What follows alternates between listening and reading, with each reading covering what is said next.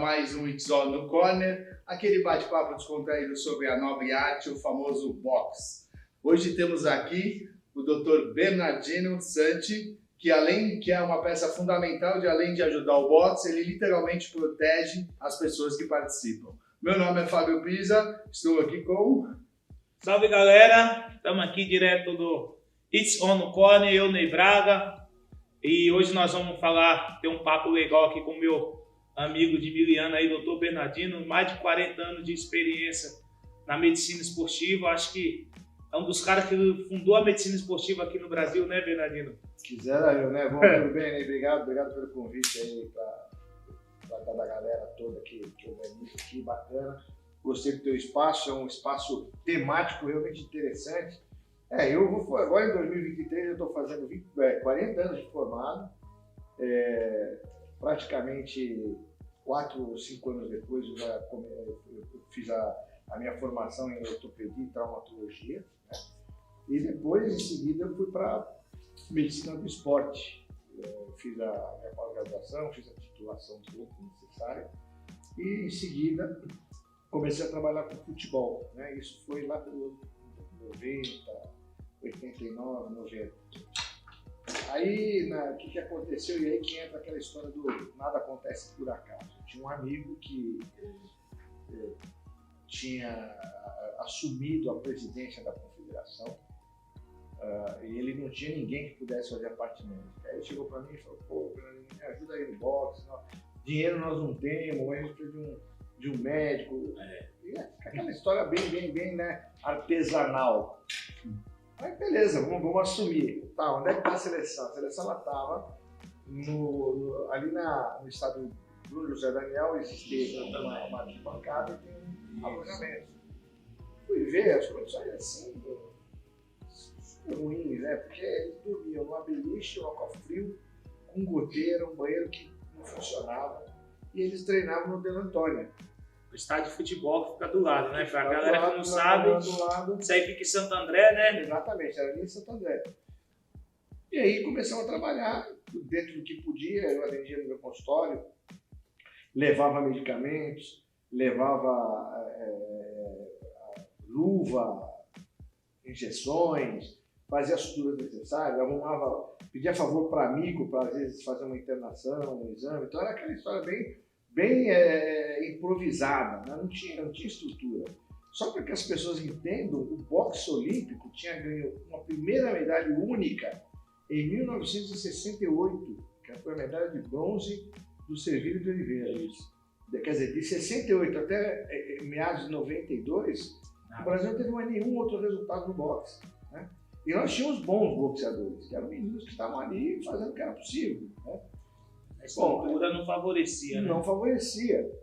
E aí o que aconteceu? Começamos a treinar, começamos a acompanhar, e coincidentemente estava surgindo o Popó naquela época, que era o carro-chefe.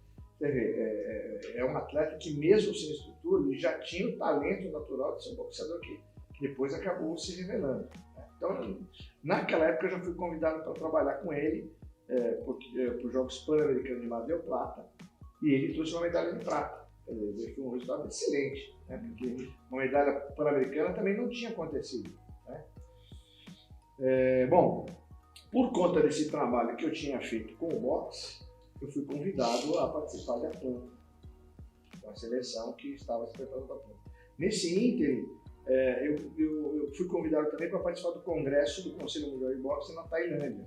Então foi uma primeira viagem que eu tinha feito fora do continente, para acompanhar um congresso, né? E foi ali que eu comecei a... Sua primeira viagem para fora do Brasil foi através do boxe? Foi através do boxe, né? Foi através do boxe. Profissionalmente, foi através do boxe. Por isso que eu digo que o boxe é o meu esporte mãe, né? É um esporte que praticamente me proporcionou o que eu sou hoje como profissional, né?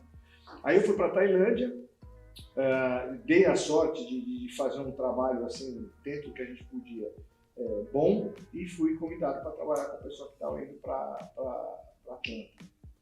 Nós tínhamos tido bons resultados nos pré-olímpicos, que tinha acontecido na Argentina. Levamos 6 boxeadores, o que era um número assim, praticamente tinha sido a primeira vez que tínhamos tantos boxeadores para uma Olimpíada. E aí começamos a trabalhar. Os resultados, lógico, não vieram os resultados internacionais, porque o Brasil ainda, no cenário internacional, não tinha um peso muito grande. Mesmo na América do Sul, a gente batia muito com o colombiano, com o venezuelano, argentino. A gente não tinha essa potência esportiva como o boxe, né? Apesar de termos uma boa matéria-prima. Eu lembro até, eu estava apontando aqui antes do programa, que a gente tinha algumas situações assim interessantes, porque como nós não tínhamos dinheiro, nós tínhamos que criar situações para poder fazer com que tivesse um mínimo de condição de competição. Então não havia dinheiro para comprar suplementos. E a alimentação era um prato feito que a gente conseguia um dinheirinho para comer ali uma padaria perto, e era essa a alimentação dos atletas. Isso quando não era sanduíche, quando era alguma fruta. Quer dizer, a gente, veja, atleta de alto rendimento não tem sentido nenhum. Você falando uma coisa dessa hoje, o pessoal fica de cabelo em pé, mas era o que tinha. Então eu criei uma situação na época, porque o atleta de boxe, normalmente ele já, por conta da manutenção do peso, ele tem que manter naquele limite, e ele tem obviamente já uma deficiência alimentar natural do próprio esporte. Então o que a gente fazia? A gente procurava suplementar. Eu ganhava naquela época suplementos de ferro quelato, então eu dava ferro quelado para cada um. Para combinar com uma proteína que eu não tinha, eu dava queijo branco para eles. Então eu combinava queijo branco com ferro quelado. E aí ainda tinha uma outra situação. Quando o atleta ele descia, por exemplo, do ringue, num treino, numa competição, ele já tinha um desgaste, e para você repor aquilo levava 72 horas. Então você tem que aproveitar que a célula ela fica 30 minutos com o que a gente chama de janela de oportunidade e dar alguma coisa doce para que ele possa recuperar aquele glicogênio, que é um tipo de açúcar que fica no músculo, para ele poder treinar ou competir no dia seguinte. Só que esse açúcar tem que estar junto com sais minerais. Qual é o alimento que pode te proporcionar isso? Uma goiabada. Então o atleta descia do ringue e já ganhava um Romeu e Julieta. Então, queijo branco, o goiabada. Eu já comi. Que era o suplemento que nós criamos para aquele momento. Então são histórias assim deliciosas de se contar para ver como é que era e como é hoje. Porque assim, verdade, o pessoal que não entende do boxe olímpico, principalmente, o pessoal que não acompanha não sabe que o boxe olímpico, muitas vezes o atleta sobe no ringue e ganha a luta e não vai comemorar. Ele já vai tirar peso para lutar no dia seguinte, Exatamente. Né? Porque toda vez que ele sobe para lutar, ele tem que pesar antes, 4 horas, no mínimo 4 horas antes, ele tem que passar pela pesagem, né? E tem que bater o peso, não pode estar 100 gramas acima, então o cara não desce ele passa 15 dias se alimentando aquele mínimo, porque para as pessoas entenderem também, você também participou disso, de manhã, 7 horas da manhã, a pesagem. E os atletas estão em jejum, porque eles vão fazer o exame médico.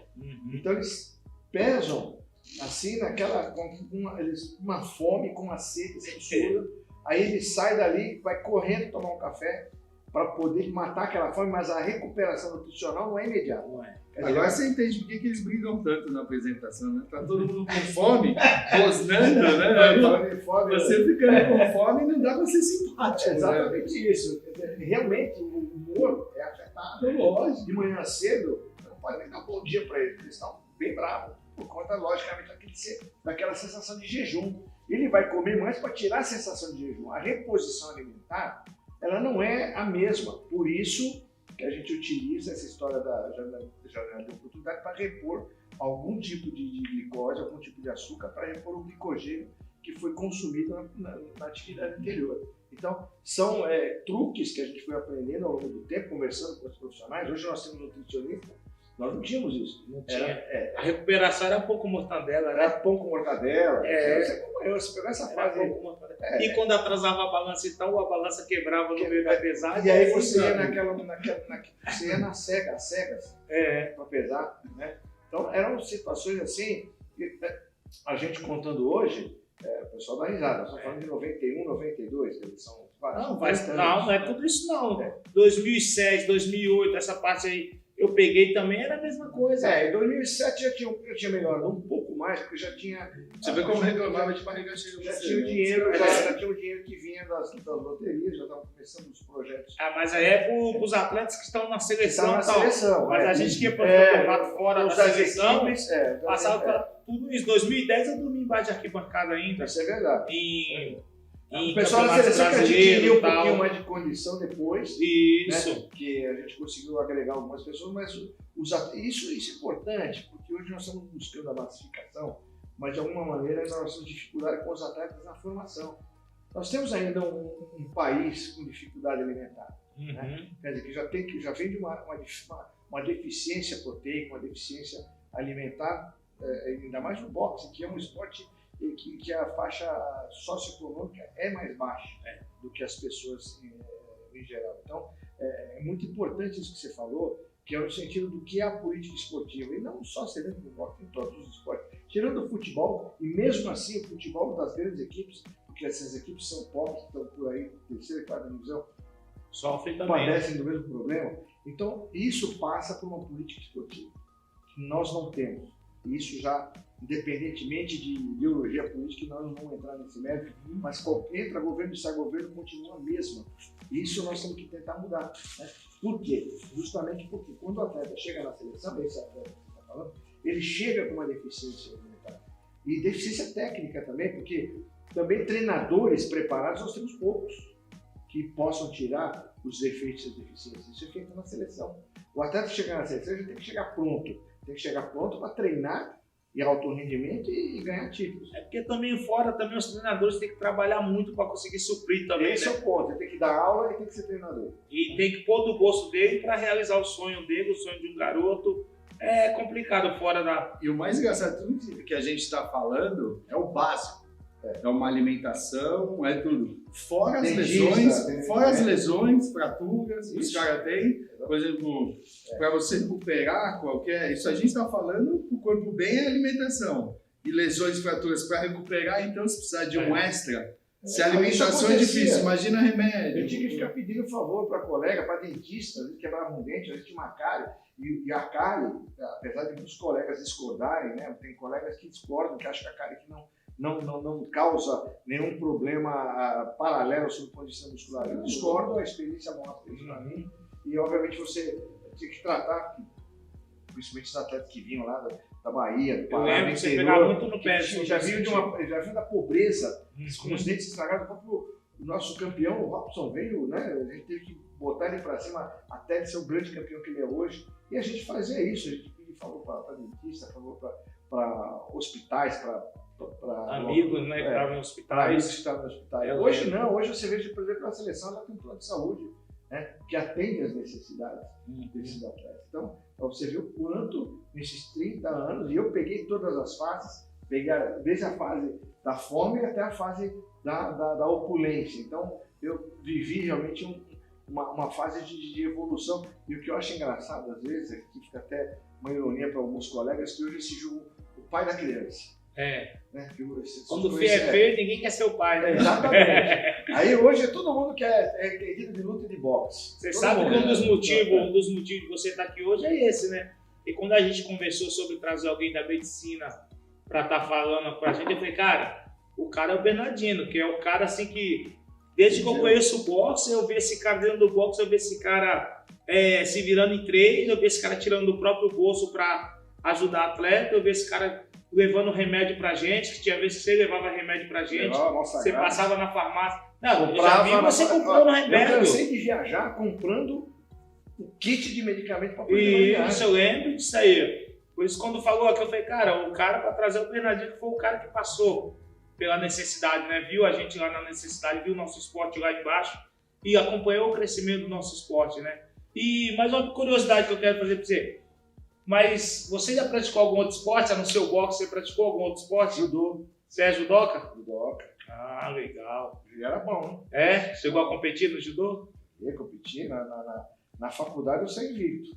Oh. Os torneios entre as faculdades de medicina. Qual faculdade você fez? Faculdade de Medicina de Santa Amaro, Unisa. Ah, Unisa. Carosec. Ah, então você é daqui da região. Eu fiz 6 meses de odonto.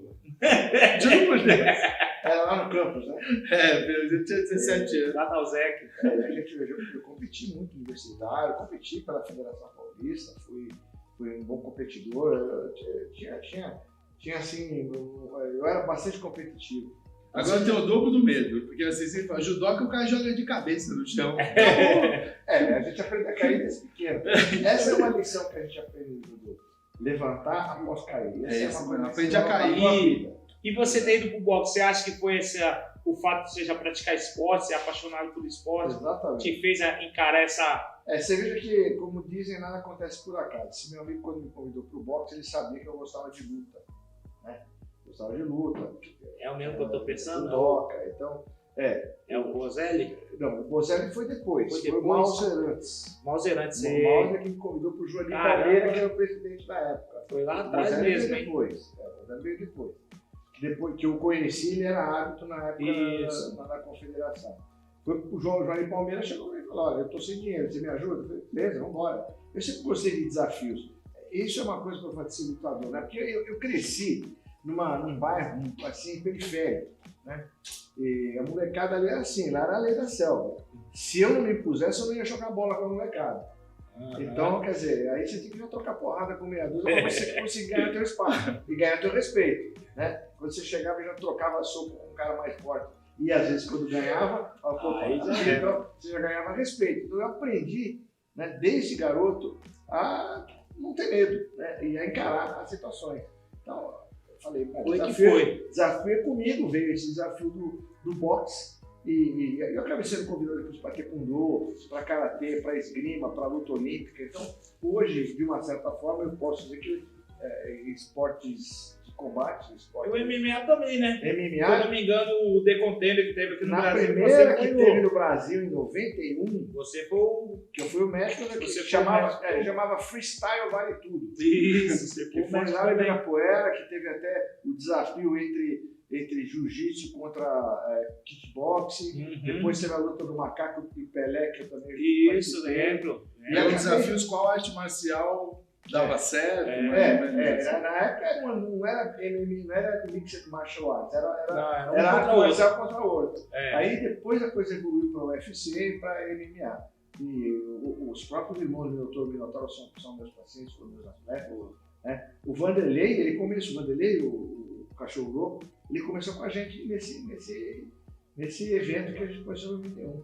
Então, muitos atletas aí de ponta hoje trabalharam com a gente e me procuram até hoje, né? Às vezes quando tem uma lesãozinha lá. Ô, Bernardo, desculpa, Fabiano. E nesse tempo todo, assim, de boxe e tal, de arte marcial, quais são as lesões mais, assim, mais comuns? No boxe, por exemplo, quais são as lesões mais comuns que você costuma atender? É importante, antes de chegar nisso, é dizer que depois desse tempo de boxe, eu fui convidado para trabalhar como médico internacional. Isso. E, obviamente, você faz uma certificação, faz um curso, faz uma prova, e você acaba sendo certificado trabalhando em eventos internacionais. Aí você trabalha como médico neutro, aí você começa a entrar em contato com o mundo inteiro das lesões de boxe. E aí você começa a ver quais são as lesões mais comuns. E aí você tem que separar lesões mais comuns em treino e em competição. Em treino, obviamente, você tem as fraturas de mão, as lesões de cotovelo e de ombro, né? Até porque você está fazendo repetição, né? Socando alguma coisa, então, obviamente você vai ter as lesões de mão comum sendo mais frequentes. Na competição, e aí nós temos aí depois um material gráfico para vocês verem, você tem as fraturas de nariz, que são as primeiras, a primeira em número de lesões, e depois os cortes. Essa fratura de nariz que você está falando, tem gente que tira a cartilagem, Não é destrói. o soco que tira, né? E aí você tem a base, e aí o pessoal falava que quem lutava tinha que tirar, lixar. Isso aí foi uma lenda. Isso é uma lenda, que tem que quebrar o nariz antes. Não, isso aí, não precisa disso. O Rock Balboa, o orgulho que ele nunca tinha quebrado. Eu treinei boxe e já me peguei alguns treinos em que tinha uma certa rivalidade. Eu tomei alguns socos no nariz, meu nariz é inteiro. Mas esse trabalho, essa condição de tirar e quebrar o nariz é o seguinte, é que antigamente as academias de boxe visavam muito competição. Então o treinador queria saber quem queria e quem não queria. Então o cara chegava pro cara novo e falava, ó, primeira coisa que você tem que quebrar o nariz. Se o cara não quisesse quebrar o nariz, o cara já ia embora. É por isso que ficou a lenda, né? Entendeu? O cara que queria, o cara ficava, mas aí vamos treinar aí, que pelo menos ele tem coragem. Porque o nariz vai quebrar naturalmente se tiver que quebrar. Então a lenda é essa. Eu lutei boxe um tempo, eu nunca quebrei o nariz, entendeu? Nunca nem sangrei o nariz. É o que eu falei, eu treinando boxe, tomei alguns diretos no nariz, né? Não é simples assim quebrar, não. Eu luto faz tempo também boxe, não como aluno, né? E eu quebrei no futebol. O futebol é violento, o boxe ainda não. Mas você sabe que é incrível isso? As pessoas falam tanto do boxe, mas o futebol tem muito mais lesões graves na cabeça do que no boxe. Por exemplo, morte no boxe, nós tivemos, depois de muitos anos, agora recentemente, um campeonato na Turquia, tivemos um campeonato que infelizmente, na verdade, não foi nem pelo boxe em si. O menino tinha um aneurisma, ele tomou um golpe contundente, era um jordaniano contra um russo, tecnicamente um nível muito grande, e infelizmente já tomou um golpe que foi fatal, né? Então isso foi um caso, uma exceção. Mas você não tem tantas lesões assim pela quantidade de lutas que você tem no mundo. Até porque, nem sabe melhor que isso, a esquiva do boxe é muito eficiente. É muito difícil você dar um soco em alguém. Em cheio, né? É difícil pegar um soco. É muito difícil. Você quando pega, paga. E quando pega, principalmente as categorias. E quando pega, não tem o segundo. Quando você toma direto, você ouve passarinho. E agora, você respondendo a tua pergunta, as lesões de nariz, lesões, os cortes são as segundas lesões, aí você tem as fraturas, as lesões oculares, né, os descolamentos de retina, as lesões ortopédicas, são ombro, cotovelo e punho, né? Então você tem aí um... Parte de perna é menos, parte de perna é bem menos, né? Muito raro, tem bem mais um pisão errado, de tornozelo e joelho, não é comum, é raro para o boxe, é raro sim, mas tem, ela está dentro das... E lombar, essas coisas assim, lombar, tem... Olha, assim, o que acontece muito, já aconteceu, é quando você toma um nocaute e o atleta cai com a cabeça diretamente no tablado, às vezes bate numa quina, como já aconteceu, que é uma lesão importante, é uma lesão grave, né? Não é tão comum, mas acontece sempre. Eu faço campeonatos mundiais sempre, e sempre tem algum tipo de lesão desse tipo um atleta, e obviamente você tem que estar preparado para essa situação. Mas é aquela história, é boxe, é esporte de contato, esporte de combate. E aproveitando essa brecha de lesões e tudo, a gente teve aquele momento de tirar o capacete, não tirar o capacete da Olimpíada. Boa pergunta. E você votou... Quando assumiu a AIBA, coisa de 10 anos atrás, a nova diretoria, eles queriam tirar o capacete, eles achavam que era uma forma de você valorizar o atleta, ver o rosto, etc. Aí levaram o tema para a comissão médica e eu votei contra. Eu também seria. Pelo motivo, assim, por alguns motivos. Primeiro, que eu acho que o atleta, depois que ele é atleta, ele vai ser cidadão. Você tem que pensar no pós-atividade. Então, você tem que procurar proteger, porque é importante diferenciar o boxe olímpico do boxe profissional. No boxe olímpico, você tem lá 3 rounds de 3 minutos por de descanso, você luta uma competição 3, 4, 5 minutos no máximo, depois você para e vai lutar de novo numa próxima competição. Mas é muito próximo. Já o profissional, você tem 2 lutas por ano, 15 rounds, lutas sangrentas, lutas duras. Hoje acho que nem tem mais 15 rounds, né? Hoje é no máximo 12.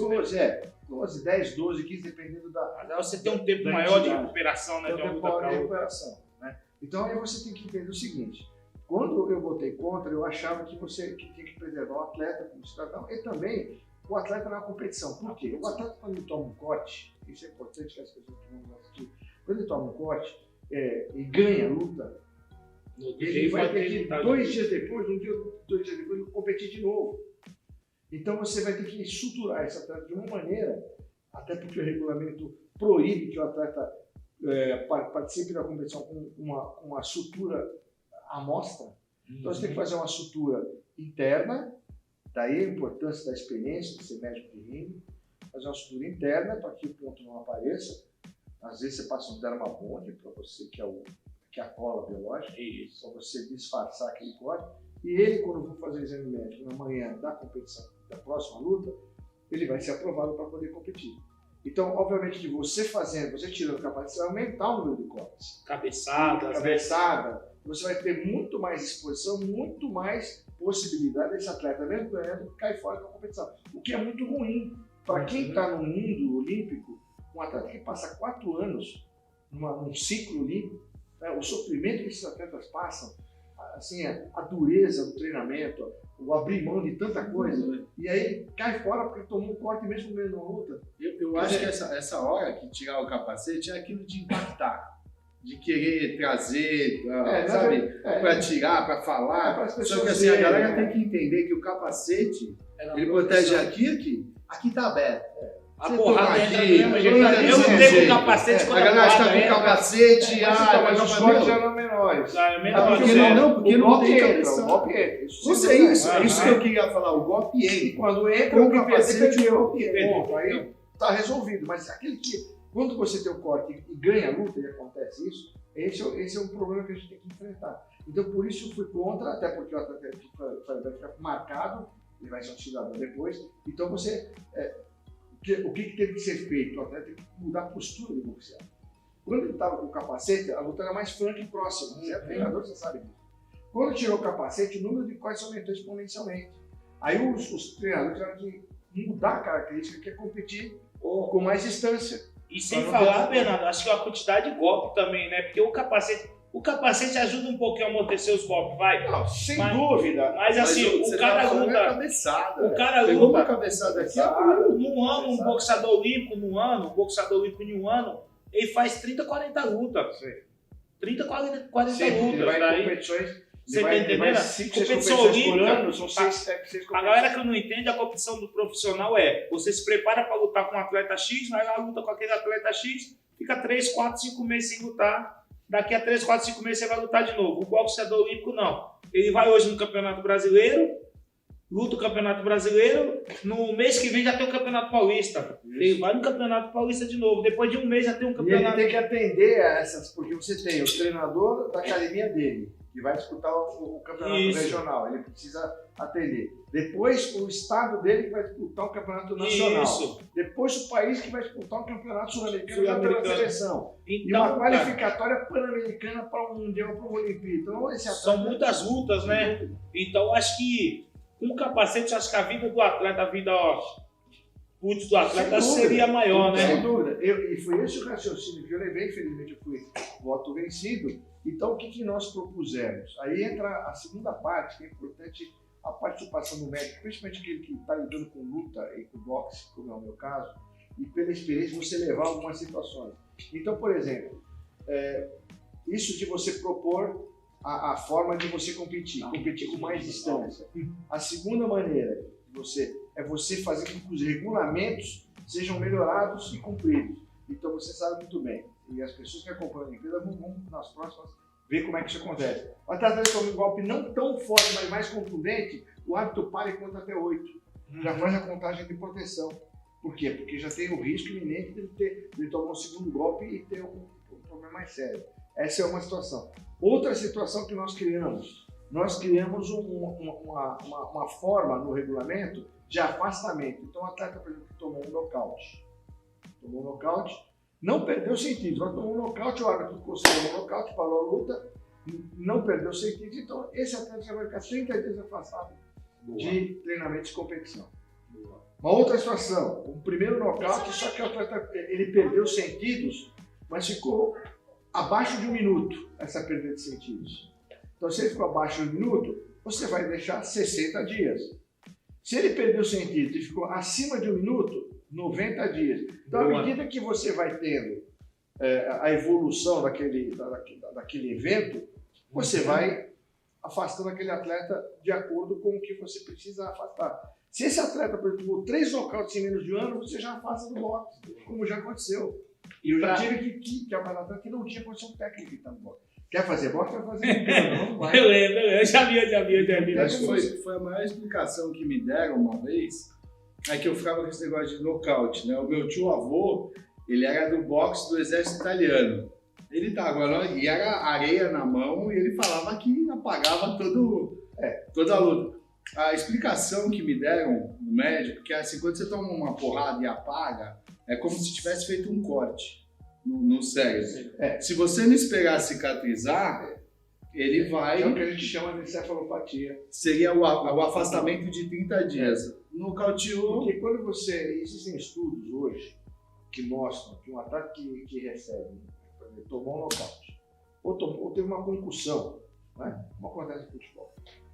Se você não der um afastamento, não retirar essa atleta da competição, ele competir muito próximo daquele primeiro evento, ele vai ter 50% de chance a mais de ter uma parada e ter um acidente fatal. Isso tem trabalho mostrando isso. Então, isso preocupou o mundo da medicina do esporte como um todo, não só no boxe, mas como um todo. Porque aqui no futebol, o atleta tem uma concussão e é retirado do jogo. Isso está sendo levado muito a sério hoje. E também houve uma necessidade muito grande dos médicos educarem os treinadores. Porque os treinadores, eles acham muitas vezes que o médico exagera. Como acontece no futebol, não, eu estou bem, não estou sentindo nada. Doutor, deixa o cara competir, ele não está sentindo nada. Só que não entra na cabeça dele que ele teve uma concussão, tanto é que ele não lembra. Teve aquele célebre jogador de São Paulo que estava no Uruguai, que ele tomou uma cabeçada, ele voltou, ele já tinha feito até o gol e não lembrava que tinha feito o gol. Né? Então você veja que é importante que hoje as pessoas entendam que o médico que está lá para proteger o atleta, não está lá para ferrar o treinador, como muita gente às vezes acha que é, quando você tira o atleta de uma competição. Pô, você quer me ferrar, ou porque ele tem patrocinador, porque tem dinheiro envolvido. Então a gente tem que, às vezes, o jogo de cintura, né? Até muitas vezes você tem um patrocinador que dá um tipo de luva e a luva não é boa. Eu tenho até aí uma gravura, depois vocês podem colocar aí, que a marca é importante às vezes, mas a costura abre e o atleta vai machucar a mão com uma luva mal digamos, feita. Né? Então você tem que muitas vezes conversar com o dirigente e falar, ó, fala para o patrocinador melhor na luva, não precisa tirar o patrocinador. E o legal de vocês já tem essas... O que negócio você falou? Foi estudar luva, você falou que técnicos às vezes também prejudicam os atletas e tal. E você acha que depois que começou a ter essa atenção, né, no que seria prejudicial e tal, o quanto você acha que diminuiu então, o problema com os atletas? Sim. Essa foi uma das minhas contribuições na medicina do esporte, que eu acredito que muita gente hoje é o pai da criança, porque ele pega a coisa pronta. Ele pega hoje um contexto de dirigentes e pessoas que levam a sério. E eu não peguei isso. Eu peguei uma época que as pessoas achavam que você queria resultado e você parava uma luta por corte, todos querem ferrar, entendeu? Então, eu que construí aqui no país, junto com algumas pessoas e a nível mundial com outros médicos, uma situação em que o dirigente tem que respeitar a decisão do médico, principalmente de artes marciais. Né? Hoje tem muito isso, né? Hoje, graças a Deus. Você vê que em outras artes marciais, por exemplo, o pontuar na cabeça dá mais ponto. Então você vai ter muito mais concussões. Então você tem que orientar o treinamento para que esse atleta não tome mais golpes na cabeça. E você falando isso, o Ney é um técnico que a gente se juntou até por eu vendo ele treinar o pessoal, né? E ele sempre tem um pessoal que, pô, já veio, eu vou lutar, eu vou fazer tal. E aí o cara se inscreve, às vezes, em campeonato que nem o treinador sabe. E eu presenciei isso. Aí o cara falou pro Ney, eu vou lutar esse campeonato. Ele falou, não, você não vai. Não, eu vou lutar, já pensei, então vai, mas você não vai me representar. Nem uma exceção, porque você vai se machucar. Educar o atleta, inclusive. É isso. Entendeu? Que é o lado de levar a ética dentro do boxe. Hoje, a gente pode dizer que é uma raridade. Tem os atletas da seleção, são técnicos são sérios, levam uma coisa muito a sério, mas no mundo do boxe você vê muito treinador que não leva a sério. Não leva. Muitas vezes ele não tem nem o médico, não faz nem o exame médico. Eu falo pra galera, tem uma galera que chega pra treinar, que empolgada, eu falo, cara, boxe machuca. Não vai pensando que vai ser desse jeito. Primeiro você tem que treinar, provar no treino que você tá pronto pra lutar. Entendeu? E a ele galera já falou até pra esposa do cara. Você gosta do seu marido? Fala pra ele não vir mais. Ele vai se machucar. Então, o que você falou, a questão de nocaute, pra galera entender, porque o boxe profissional, geralmente a gente vê o nocaute até o cara cair, geralmente. A não ser que o cara seja nocauteado em pé, o árbitro entra no meio e para. Mas no boxe olímpico, às vezes a galera não entende que o árbitro para e abre contagem quando entra um golpe. Por causa a proteção, a contagem protetora, né? Que entrou um golpe mais forte, o árbitro viu que o golpe foi mais forte, ele já para a luta, não deixa bater mais até cair. Explica essa diferença do boxe importante olímpico com o boxe profissional, que às vezes a pessoa não entende. Isso fez parte na área da parte educacional. Isso é uma coisa que nós conseguimos colocar na IBA e nas entidades internacionais. Eu sou chefe da Pan-Americana, né, da Comissão Pan-Americana, e faço parte da IBA. Nós conseguimos colocar a parte educacional. Toda vez que nós temos uma competição internacional, a gente faz uma palestra e a gente mostra para eles, inclusive tem aí, a gente mostra as imagens de como o cérebro fica dentro da cabeça quando você toma um golpe contundente, e eles se ligaram da importância deles estarem atentos em relação a parar uma luta e, inclusive, testar. Você pode ver que ele testa o atleta e manda vir, né? Caminha aqui para frente para ver se ele tá trôpego ou não. Isso foi uma coisa que nós educamos os árbitros a fazer. E hoje todo mundo... Partiu da medicina, então. Partiu da medicina. Porque a gente está sempre educando os árbitros para entender que, muitas vezes, um golpe pode ser o golpe. Aquele golpe fatal que pode causar um problema muito sério. Então, eles ficam muito atentos, são treinados para isso. E pode ver que no boxe olímpico a gente tem hábitos que hoje seguem a coisa como deve seguir e a gente raramente tem um acidente mais grave, né? Então você veja que é importante a atuação do médico do esporte, não só em dar remédio para o doente, ele é muito mais amplo, principalmente num esporte como esse, como o boxe, né? Que graças a Deus, ao longo desses anos, a gente passou a ser muito conhecido no meio do boxe, aí, praticamente em vários lugares do mundo, o pessoal conhece a gente, e tudo que a gente fala o pessoal respeita. Quando a gente chega, eles vêm com trabalho, o que você acha disso e tal, pedem opinião. Recentemente o pessoal aqui lá da Sérvia me chamou para fazer uma espécie de um simpósio, nós fizemos online para falar a respeito de boxe. Então, é legal isso porque a gente pode dividir, né, essa experiência com as pessoas e multiplicar, né? A gente pode guardar para a gente uma coisa que pode ser útil lá na frente, daqui a pouco não estão mais aqui, mas pelo menos as coisas ficam. Mas é legal, até o Everton, que estava aqui, que a gente conversou antes, ele fala muito da escápula, que ele falou que ele tinha um problema, mas chegava só o raio-x e não via. E ele sofreu muito, assim. Então você acha, por exemplo, assim, na época, o raio-x só mostra o osso, não mostra, aí eu tenho mais esperança para ele. Então, quando eu consegui elucidar o problema dele. E aí, assim, quantos atletas também não têm um acompanhamento devido e vira crônico, não sei se fala que é crônico, é absurdo. Tem vários atletas que às vezes você perde. E os atletas é aquele orgulho. Lutador, é aquele negócio, não vou falar que tá doendo, é guerreiro, não quer mostrar também para não perder a vaga, não perder até a sopa, como o Cid falou.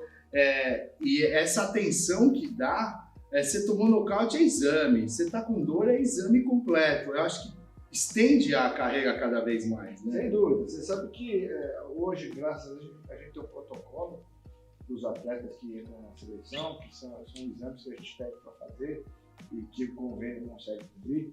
Então, você faz hoje uma coisa mais de rotina no começo da temporada e, por exemplo, fundo de olho, né? Nós temos muito casos de descolamento de retina. Ai, meu Deus. Exatamente. Então, cada 6 meses. Não foi lutando. Cada 6 meses você faz um fundo de olho para ver se tem alguma lesão que possa levar a uma perda de olho. Nós tivemos um atleta da seleção que teve uma lesão de olho e escondeu da gente. Foi competir e ele descobriu que estava monocular. Só do golpe. Não se percebeu que ele estava tomando golpe. E ele só reagiu depois que o golpe tinha entrado. Vamos dar uma olhada nisso. A gente percebeu que ele era monocular. Então, é importante você hoje ter que, naquela época, em 92, 93, eu tive que pedir favor. Eu pedi, até agradecendo, posso até citar aqui, a Faculdade de Medicina de Santo André. A oftalmologia, o departamento de oftalmologia da Faculdade de Medicina de Santo André foi que me ajudou a fazer uma atenção oftalmológica, né, para esses atletas do boxe. Então, e é engraçado, tudo que você vai falando da sua história, das antigas, eu pedi uma ajuda para um amigo meu, pedi ajuda para o laboratório, pedi ajuda, tudo era a favor de quem abraçava a causa, digamos assim. Não tinha graças a Deus a gente constrói, né, um grupo de amigos, né, um grupo de pessoas, isso a gente tem essa capacidade. Confiança, né, no trabalho. Que a gente acaba pedindo e eles acabam colaborando com a gente. E a Faculdade de Medicina, por estar ali na cidade de Santo André, ajudou muito, eles ajudaram muito a seleção brasileira. Temos que sempre dar esses louros para ele, sem ganhar nada, né? Então a gente tem que hoje agradecer, o boxe é o que é, por causa disso. E você falou de exame. Uma coisa que me preocupa muito, que na época que eu competi eu não pensava, mas hoje eu penso, que me preocupa muito na parte de exames, é a parte de exame de sangue. Que os eventos geralmente de boxe olímpico não pedem hepatite. Então, nos da IBA a gente pede sorologia, pede Covid. Isso é muito importante, né? Isso, inclusive, nós temos hoje o que a gente chama de avaliação administrativa. Então, antes de começar o exame médico, primeiro de competição, todas as equipes trazem todos os exames, então tem a parte médica, vai mostrar o uniforme, se o uniforme está dentro dos conformes, se o passaporte está em dia, se a parte médica está em dia. Mas isso é internacional. Tanto a nível pan-americano, como a nível sul-americano e internacional. Mas aqui no brasileiro, o que a gente pede é uma avaliação básica e um atestado médico. O feminino sempre pediu atestado de gravidez. A gente pede a gravidez. Isso é pedido lá mas fora. Mas o masculino, porque são exames simples, né? Qualquer coisa de saúde, você vai ali, você faz o exame de sangue. Mas o pessoal não leva a sério. Assim como a gente, o pessoal leva a sério o dente. Eu lembro que você pegava muito no pé, questão de cárie, ter que arrumar cárie. Eu já vi você tirando atleta de competição porque tava com o dente quebrado, com cárie.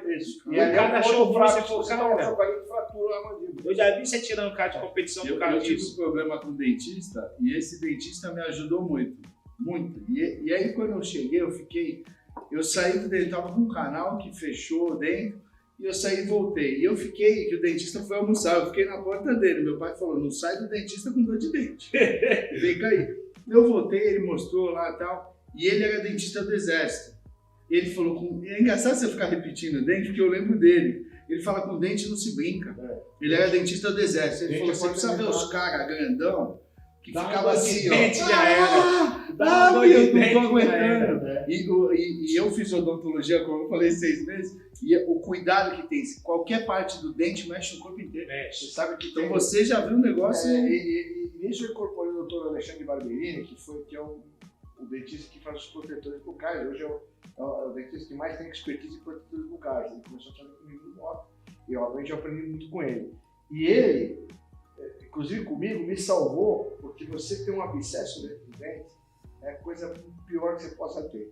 E quando ele consegue tirar aquela dor, você fala, é Deus para você. Então ele foi Deus. Esse cara do exército foi Deus. Não é fácil. Você tem a vontade de dar mão na própria cara. Dor de dente não é fácil e a gente tem que valorizar muito esse profissional que hoje ele está agregado, né, no protocolo dos exames que a gente faz dos atletas, a gente conseguiu colocar isso. E no regulamento da IBA, que a gente também colocou, cárie dentária ou ausência de dente não compete.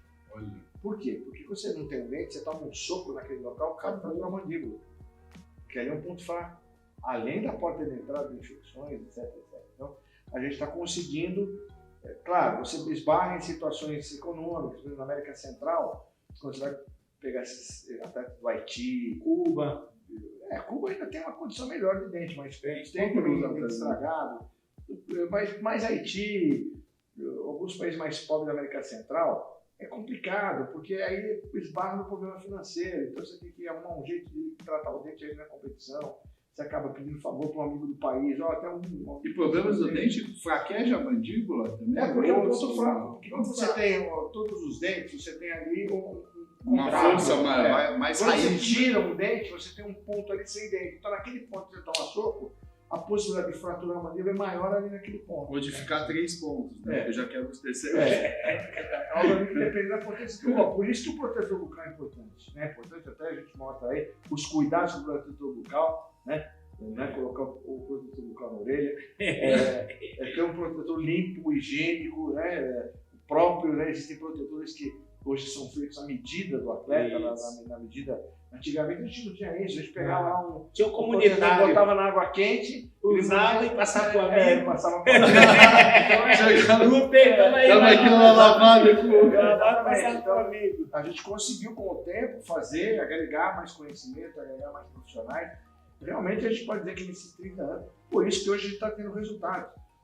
Vocês vejam, eu falei que no começo, né, o Servilho teve a primeira medalha de bronze em 68, só em 2012 que a gente foi ter uma nova medalha. Teve uma melhora também na situação do boxe. A gente tem medalhas de ouro e prata nos mundiais. Hoje nós somos temidos, né? Hoje o Brasil é temido no boxe. Hoje o Brasil é uma potência. Potência no boxe olímpico. Aqui nas Américas, até Cuba, a gente bate com Cuba hoje.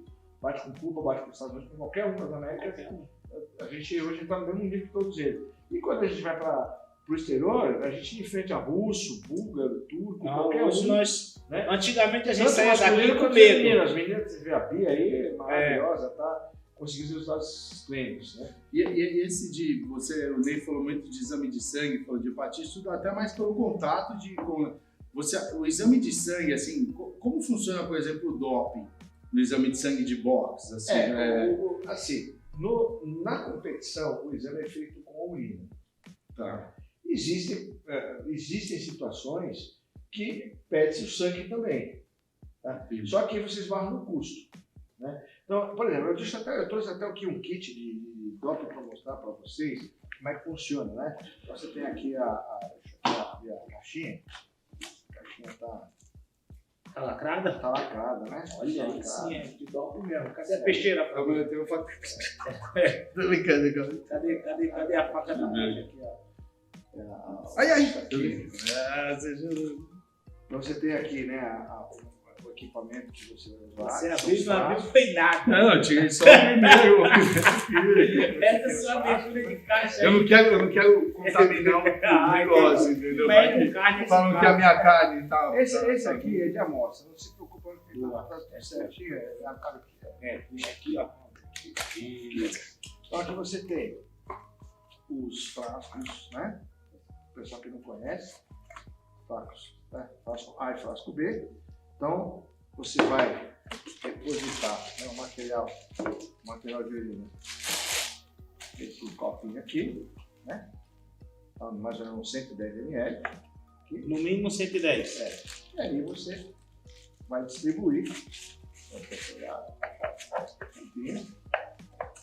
vai distribuir. Aqui eu posso até abrir, porque é material amostra, então você abre lá, você pode ver que a tampinha ela tá solta, né? Depois ela lá. Depois ela lá. Ela trava, né? Então você vai entender como é que é feito isso aqui. Você tira aqui a argolinha para evitar aquela trave, né? Então você vai lá, deposita a urina, 110. Daí que eu vou ali no banheiro. Né? Aí se quiser até colocar um pouquinho de água, para a gente poder mostrar como é que fica. E você, só para as pessoas entenderem como é que é o frasco. Tem muito doping no boxe olímpico, que você acompanha mais o boxe olímpico, né? Na verdade, o que acontece, né, existe muito as substâncias específicas para o boxe. Né? Esteroide anabolizante é difícil, porque o cara que usa esteroide anabolizante vai ganhar massa muscular, vai subir de peso e vai sair da categoria dele. Então não acontece. Mas o diurético... o diurético, por exemplo, ele vai fazer com que ele elimine uma substância, né, que esteja no corpo mais rapidamente. E outra coisa também, o diurético faz com que você fique numa categoria mais abaixo. Então isso acontece. Tem muito treinador que fala para o atleta que está na seleção, pode tomar isso aqui que não pega nada.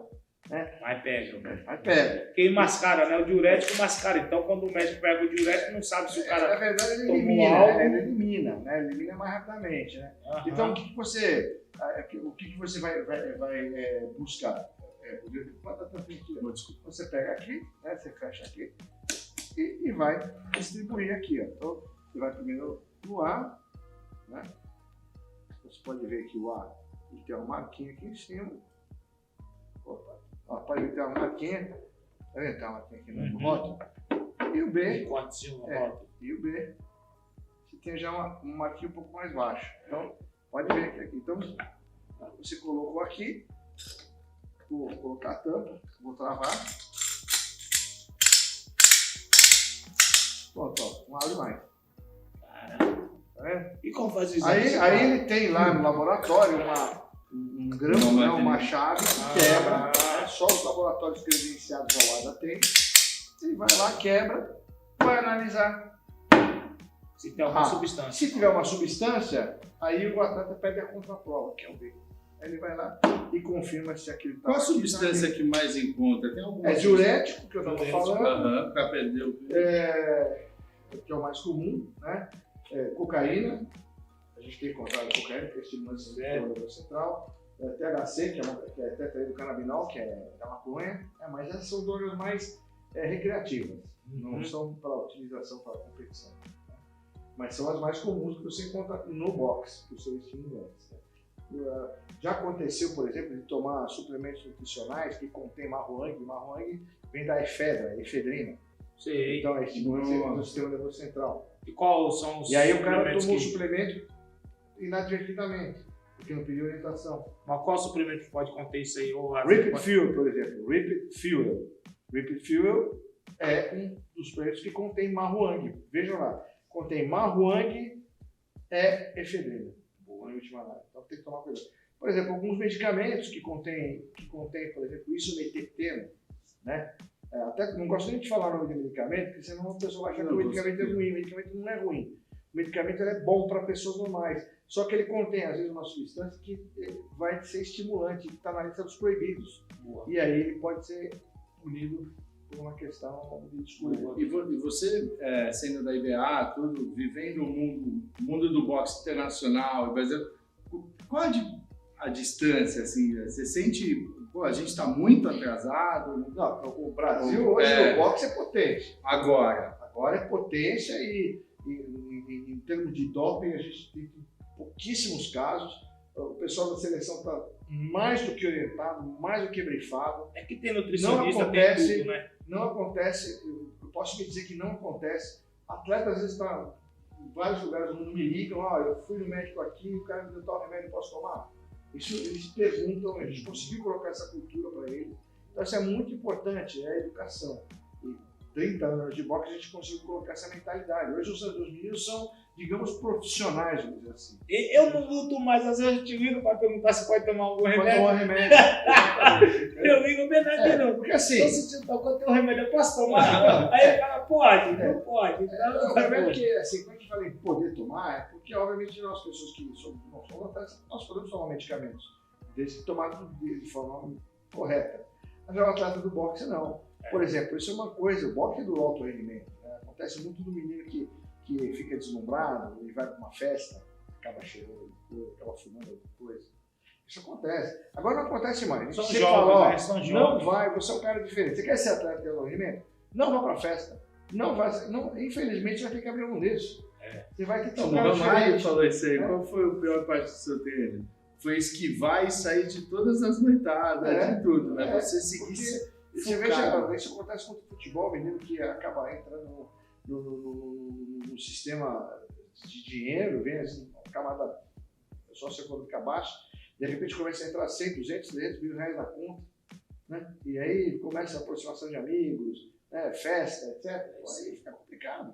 E ele acaba se envolvendo. E o boxe não deixa de ser diferente. Hoje o boxe olímpico chega a ganhar valores bons de salário por mês. Em vista do nosso, né? Do que a gente ganhava lá atrás. Do que a gente ganhava lá atrás, porque hoje tem o Bolsa Pode, hoje tem ali a Minero Piva, que é ali da loteria esportiva, que dá o dinheiro para o Comitê Olímpico que distribui para as confederações. Tem Bolsa Pode. Bolsa Olímpica. Bolsa Olímpica, cada medalha que ganha um bônus, Bolsa Nacional. Se ele é atleta da Marinha ou das Forças Armadas, ele ganha o salário da salário do Exército. Então, quer dizer, ele ganha aí, nossa, muito bem. Alguns já estão comprando suas próprias casas. Graças a Deus, então, né? Graças a Deus, né, com o seu talento, com o seu trabalho. Isso, quer dizer, vai perder por causa de uma terceira dessa. Como já aconteceu, né? Infelizmente, tivemos um atleta que aconteceu, fez uma bobagem. Né? Então, eles estão brifados, eles sabem disso. E graças a Deus, a gente já atingiu um nível de excelência hoje que a gente consegue. Enfim.